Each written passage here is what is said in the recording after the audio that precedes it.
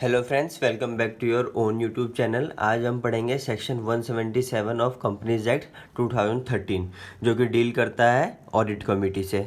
तो पहले मैं बेसिक थोड़ा बता देता हूँ। ऑडिट कमेटी होती क्या है? जो बोर्ड ऑफ डायरेक्टर्स होते हैं ना कंपनी के, उनके पास कई बार वर्कलोड जो होता है उनका बहुत ही ज़्यादा होता है और वो कंपनी के हर अफेयर्स में इंटरफेयर भी नहीं कर सकते। तो और कई बार उनको हर चीज़ की स्पेशलाइजेशन भी नहीं होती, तो क्या करते हैं, छोटी छोटी कमिटीज़ फॉर्म कर देते हैं जिनमें बोर्ड ऑफ डायरेक्टर्स ही काम करते हैं। लेकिन क्या होता है कि उनको उनके रिस्पेक्टिव फील्ड की स्पेशलाइजेशन भी होती है और प्लस जो वर्क होता है वो भी डेलीगेट हो जाता है। हालांकि ओवरसी उसको बोर्ड ऑफ डायरेक्टर्स ही करते हैं, लेकिन छोटी छोटी कमिटीज़ फॉर्म कर देते हैं जिससे कि क्या होता है कि थोड़ा वर्कलोड भी डाइवर्ट हो जाता है और जो बोर्ड ऑफ डायरेक्टर्स है वो दूसरे कामों में भी फोकस कर पाते हैं। प्लस अकाउंटेबिलिटी भी आ जाती है कि कौन रिस्पॉन्सिबल होगा किस काम के लिए। तो इसलिए बेसिकली कमिटीज़ को फॉर्म किया जाता है। आइए अब एक एक पढ़ते हैं ऑडिट कमेटी के बारे में। Section 177 applicability. सबसे पहले देखते हैं एप्लीकेबिलिटी, मतलब किन किन कंपनीज़ को ऑडिट कमेटी फॉर्म करना मैंडेटरी है। सबसे पहले every listed company and other public companies जो हैं, तो मतलब लिस्टेड कंपनी के लिए मैंडेटरी ऑडिट कमेटी फॉर्म करना, और जो अदर पब्लिक कंपनीज हैं जिनकी paid up share capital equal to more than 10 CR और turnover equal to more than 100 CR और outstanding loan and borrowings from public financial institutions और banks is more than 50 CR। तो ध्यान रखना, इन दो कंपनीज पे ऑडिट कमेटी को फॉर्म करना मैंडेटरी है। मतलब इन दोनों कंपनी ये हमेशा ऑडिट कमेटी को फॉर्म करेंगी इन दो केसेस में। मतलब पहला, अगर लिस्टेड कंपनी होगी तो उसको मैंडेटरीली फॉर्म करनी है ऑडिट कमेटी, या फिर कोई अदर पब्लिक कंपनी है जो जिसकी paid up share capital more than equal to 10 CR है, या फिर turnover more than equal to 100 CR है, या फिर उसने लोन या बोरोइंग है उसकी किससे, पब्लिक फाइनेंशियल इंस्टीट्यूशन से या फिर बैंक्स से, कितने की, मोर than 50 CR in a previous financial year, मतलब इन अ फाइनेंशियल ईयर। ठीक है, तो यहाँ पर ध्यान रखने वाली बात क्या है, हर लिमिट के बाद और है। ऐसा नहीं कि तीनों ही लिमिट सेटिस्फाई करनी है, इनमें से कोई एक भी होता है उसका तो उसको भी ऑडिट कमेटी फॉर्म करना मैंडेटरी हो जाएगा। ठीक है, अब हम देखते हैं कंपोजिशन के बारे में कि ऑडिट कमेटी की कंपोजिशन कैसे होगी। सबसे पहले यहाँ पर देखते हैं कंपोजिशन में। कंपोजिशन के लिए मिनिमम 3 डायरेक्टर्स चाहिए। Minimum 3 directors, majority being independent director, मतलब कम से कम 3 डायरेक्टर होने चाहिए ऑडिट कमेटी में, और मेजोरिटी क्या होनी चाहिए, इंडिपेंडेंट डायरेक्टर। ठीक है, minimum 3, majority being independent director. और majority of members of audit committee including its chairperson shall be person with ability to read and understand the financial statement. Majority जो member होने चाहिए audit committee के, जैसे मैंने भी बोला ना स्पेशलाइजेशन, तो उनको फाइनेंस की लाइन की स्पेशलाइजेशन होनी चाहिए, उनको फाइनेंशियल स्टेटमेंट पढ़ना आना चाहिए। और लेकिन जो चेयरपर्सन होगा उस कमेटी का, जो चेयरपर्सन होगा उस कमेटी का, उसको फाइनेंशियल स्टेटमेंट की नॉलेज होनी चाहिए। तो मतलब मेजोरिटी ऑफ मेंबर्स को इंक्लूडिंग इट्स चेयरपर्सन क्या, कौन सी नॉलेज होनी चाहिए, फाइनेंशियल स्टेटमेंट को पढ़ने की और उसको समझने की नॉलेज होनी चाहिए। क्योंकि ऑडिट कमेटी बेसिकली उसका एक काम ये भी है कि फाइनेंशियल्स को मैनेज करना, कंपनी की जो भी फाइनेंशियल्स है उनको ओवरसी करना, ऑडिटर्स के कामों को मैनेज करना ऑडिट कमेटी मैनेज करती है, तो इसलिए उनको फाइनेंशियल्स की नॉलेज होना ज़रूरी है। आइए देखते हैं सबसेक्शन 3 क्या कहता है। If there was an audit committee before the commencement of this act shall within 1 year of such commencement be reconstituted in accordance with subsection 2। कई बार क्या होता है कि जब मतलब ये एक्ट आने के पहले, ये एक्ट कब आया था, कंपनीज एक्ट 2013 है, मतलब 2013 में ये एक्ट आया था।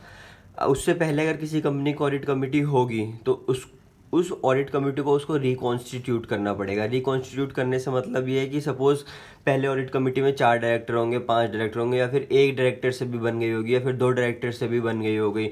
लेकिन अब की जो कंपोजिशन है, जो कि कंपनीज एक्ट 2013 के 177 सबसेक्शन 2 में बताई गई है composition, minimum 3 director, majority being independent director, और सारे मेजोरिटी ऑफ मेंबर्स को फाइनेंशियल्स की नॉलेज होनी चाहिए। तो अगर कोई थर्ड सबसेक्शन में यही बोला गया है कि अगर कोई कमेटी जो थी फॉर्म हुई है पहले किसी एक्ट में, तो उसको रिकॉन्स्टिट्यूट होना होगा सबसेक्शन 2 के हिसाब से। मतलब उसकी कॉम्पोजिशन ये होनी चाहिए, जो कि एक्ट होने से पहले फॉर्म हुई थी कमेटी, वो कमेटी अब कैसे रिकॉन्स्टिट्यूट हो जाएगी, सबसेक्शन 2 के हिसाब से, 177 सबसेक्शन 2 के हिसाब से। अब 177 सबसेक्शन 4 क्या बोलता है? Every committee shall act in accordance with the terms of reference specified in writing by the board which shall include. अब हर कमेटी को कुछ गाइडेंस दी गई हैं कि उनको काम कैसे करना है और किन पॉइंट्स पे उनको ध्यान देना है। सबसे पहला recommendation for appointment, remuneration and terms of appointment of auditors of the company. मतलब ऑडिटर्स के अपॉइंटमेंट को लेके, उनकी रेम्यूनरेशन को लेके रिकमेंड करना है किसको? बोर्ड ऑफ डायरेक्टर्स को। फिर सेकंड है review and monitor auditors independence and performance and effectiveness of audit process. मतलब रिव्यू करना है और मॉनिटर करना है किसके? ऑडिटर्स की इंडिपेंडेंस को। ऑडिटर जो ऑडिट कर रहे हैं कंपनी में वो इंडिपेंडेंटली ऑडिट कर रहे हैं या फिर कोई बायसनेस है या फिर उनका कुछ इंटरेस्ट है। तो इन सब चीज़ों को मैनेज करना किसका काम है? ऑडिट कमेटी का। और इन चीज़ों को ओवरसी भी ऑडिट कमेटी ही करेगी। Examination of the financial statement and the auditor's report thereon. Financial statement जैसे मैंने आपको पहले बताया था कि फाइनेंशियल्स की नॉलेज होनी चाहिए, प्लस क्यों होनी चाहिए? ताकि वो उसका एग्जामिनेशन कर सके अच्छे से। And the auditor's report thereon, और ऑडिटर्स जब ऑडिट करने के बाद रिपोर्ट देंगे तो उसको उसका भी एग्जामिनेशन कर सके, उसको पढ़ सके, उसको समझ सके कि रिपोर्ट सही है, नहीं है, गलत है, कुछ मिसलीडिंग तो नहीं है। तो मतलब ये सारी चीज़ें ओवरसी करने के लिए ऑडिट कमेटी का ही काम है। फिर approval of any subsequent modification of transaction of the company with related party. Basically related party transaction जो भी हैं उनका अप्रूवल देने होते हैं। तो मतलब ऑडिट कमेटी का काम ये भी है, एक फंक्शन है ये भी उनका कि वो ऑडिट जो भी रिलेटेड पार्टी ट्रांजेक्शन्स होती हैं उनका अप्रूवल देती है। Scrutiny of inter corporate loans and investment. मतलब स्क्रूटनी करना है इंटर कॉर्पोरेट लोन्स और इन्वेस्टमेंट की। इंटर कॉर्पोरेट लोन तो आप सबको पता ही होगा, एंड इन्वेस्टमेंट। तो कंपनी अगर बोर्ड ऑफ डायरेक्टर्स कोई भी इंटर कॉर्पोरेट लोन देते हैं या लेते हैं या फिर इन्वेस्टमेंट करते हैं इंटर कॉर्पोरेट, तो उसकी स्क्रूटनी करती है audit committee. Valuation of undertaking और एसेट ऑफ द कंपनी। मतलब कंपनी की वैल्यूएशन करती है, कंपनी के एसेट्स की वैल्यूएशन करती है। Evaluation of internal financial controls and risk management. मतलब इवैल्यूएट करता है इंटरनल फाइनेंशियल कंट्रोल और रिस्क मैनेजमेंट, रिस्क का भी मैनेजमेंट करता है कंपनी के अंदर। Monitoring the end use of funds raised through public offers and related matters. मतलब जो भी आईपीओ के द्वारा पैसे आए थे तो उसको मॉनिटर करता है कि वो उन्हीं ऑब्जेक्टिव्स में लग रहे हैं जिसके लिए वो रेज किए गए थे या नहीं लग रहे हैं। तो ये सारे काम होते हैं, इस हिसाब से मतलब ऑडिट कमेटी को काम करना पड़ता है। 177(5) सबसेक्शन 5 क्या कहता है? Audit committee may call for comments of auditors for different matters. Audit committee जो भी कंपनी के ऑडिटर्स होते हैं जो ऑडिट कर रहे होते हैं उनसे वो कमेंट्स मतलब कमेंट्स मांग सकते हैं कि किसी भी पॉइंट पे अगर उसको डाउट लगता है तो उस पॉइंट पे वो कमेंट मांग सकती है किससे? ऑडिटर से। ठीक है। फिर 177 सबसेक्शन 6 क्या बोलता है?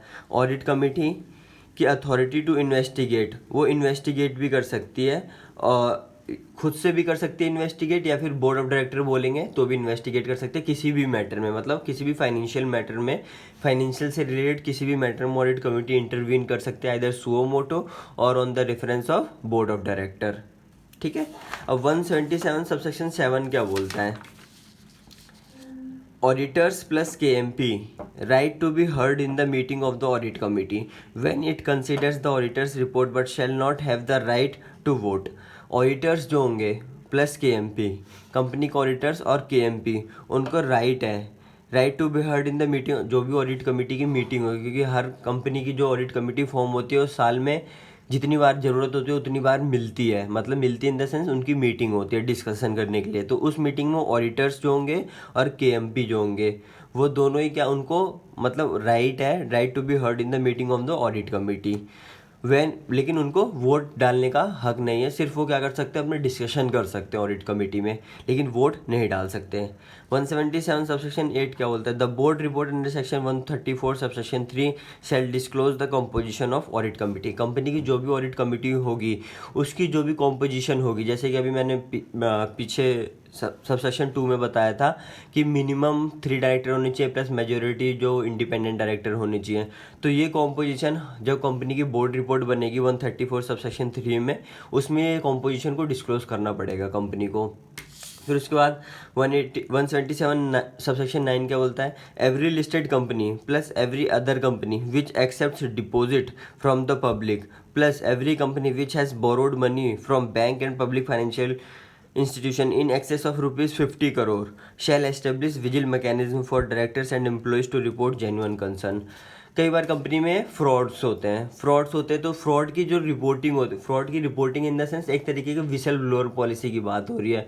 विशल ब्लोअर पॉलिसी को ही विजिल मैकेनिज्म पॉलिसी बोला जाता है। कंपनी में कई बार कुछ गलत हो रहा हो या फ्रॉड हो रहा हो तो लोग जो एम्प्लॉयज़ होते हैं वो बोल नहीं पाते डर के मारे कि उनके खिलाफ कुछ गलत हो ना हो जाए, उनको नौकरी से ना निकाल दिया जाए। इसलिए कंपनी में एक विजिल मैकेनिज्म कमेटी बनाई जाती है या फिर विसल ब्लोअर पॉलिसी बनाई जाती है। तो वो 177(9) में किन किन कंपनीज को बनाना मैंडेटरी है? एवरी लिस्टेड कंपनी को, हर एक लिस्टेड कंपनी को, plus other company which accept deposit, हर लिस्टेड कंपनी को, और ऐसी कोई भी कंपनी जो कि डिपॉजिट एक्सेप्ट कर रही है पब्लिक से उसको, plus every company which has borrowed money from banks and public financial institution in excess, और जिसने मतलब 50 करोड़ से ज़्यादा बोरोइंग कर रखी है। तो 3 कंपनीज के लिए मैंडेटरी है, लिस्टेड कंपनी, हर वो कंपनी जो कि डिपॉजिट एक्सेप्ट कर रही है, या फिर कोई भी ऐसी कंपनी जिसने 50 करोड़ से ज़्यादा का लोन मतलब मनी बोरो कर रखी है। तो उसको क्या करनी पड़ेगी? विजिल मैकेनिज्म बनानी पड़ेगी पॉलिसी, ताकि डायरेक्टर्स और एम्प्लॉय अपने जो रिपोर्ट जेन्युइन कंसर्न्स हैं उनको रिपोर्ट कर सके। 177(10) में क्या कहा गया है? The vigil mechanism under section 9 shall provide for adequate safeguards against victimization of person who use such mechanism and make provision for direct access to the chairperson of the audit committee। तो vigil mechanism जो form हुई थी under section मतलब sub section 9 में, वो provide करेगी क्या? Adequate safeguard against victimisation of person who use such mechanism, मतलब कोई ऐसा पर्सन जो कि यूज़ करता है ये मैकेनिज्म, मतलब विजिल मैकेनिज्म को यूज़ करके रिपोर्ट करता है किसको? चेयरपर्सन ऑफ ऑडिट कमेटी को, कंपनी में ये गलत हो रहा है। तो उनके लिए भी एक सेफ गार्ड बनाना पड़ेगा, मतलब एक ऐसी पॉलिसी बनानी पड़ेगी या फिर ऐसा चीज़ प्रोवाइड करवाना पड़ेगा जिससे उनको सेफ गार्ड हो। कल को ये ना हो कि भैया उनकी नौकरी चली जाए या उनको मतलब गलत तरीके से ट्रीट किया जाए, उनका डिमोशन हो जाए।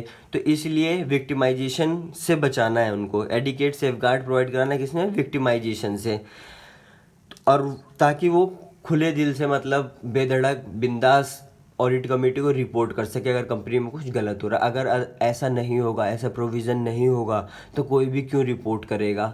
कोई यही सोचेगा कि जो हो रहा है होने दो, अपनी नौकरी तो सेफ़ है। तो इसलिए ऐसे विक्टिमाइजेशन से बचाने के लिए कंपनी को एडिकेट सेफगार्ड्स प्रोवाइड करवाने होंगे। Provided that the details of establishment of such mechanisms shall be disclosed by the company on its website if any and in the board report। Vigil mechanism की जो policy बनेगी, vigil या फिर whistle blower policy जो भी बनेगी company में, या फिर विजिल मैकेनिज्म फॉर्म हुई है तो उसकी रिपोर्ट कंपनी को अपनी वेबसाइट पे भी डालनी है। मतलब उसकी रिपोर्ट कह लो या फिर मतलब जो उसका कॉम्पोजिशन होगा वो, या फिर जो पॉलिसी होगी वो वेबसाइट पे डालनी है अगर कंपनी की वेबसाइट है तो। बाकी लिस्टेड कंपनी की तो वेबसाइट मैंडेटरी होती है तो उनको तो डालना ही है। अदर कंपनीज की अगर वेबसाइट है तो वेबसाइट पे डालनी है, और बोर्ड रिपोर्ट में तो डालना ही डालना है। तो बोर्ड रिपोर्ट में 134 सबसेक्शन 3 में जब हम बोर्ड रिपोर्ट बनाएंगे तो उसमें विजिल मैकेनिज्म के बारे में डिटेल में बताएंगे कि ऐसी ऐसी पॉलिसी है हमारे पास, ये सेफ गार्ड्स प्रोवाइड करेंगे हम, और उसके बाद कौन कौन है इस कमेटी में, रिपोर्ट करने का प्रोसीजर क्या होगा, सब कुछ मतलब। तो उम्मीद करता हूँ दोस्तों आपको ऑडिट कमेटी अच्छे से समझ में आया होगा। सेक्शन 177 के 10 सबसेक्शन आपको बहुत अच्छे लगे होंगे। तो प्लीज़ सपोर्ट कीजिए, बने रहिए साथ, और stay tune with us for the next video. Thank you so much guys.